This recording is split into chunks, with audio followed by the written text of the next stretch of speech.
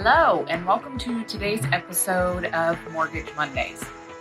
I would like to answer another question that gets asked to me a lot. When I'm talking to a new client or talking to a prospect, they often ask, what information do you need to complete an application?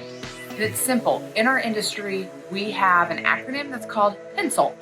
And what that stands for is, the P is property address. We need the property address of where you live and also the property address of the home that you are looking at buying at. The E stands for estimated value of the home. If you're looking at a house, what do you think that house is worth, or what are those sellers asking? The N stands for your name.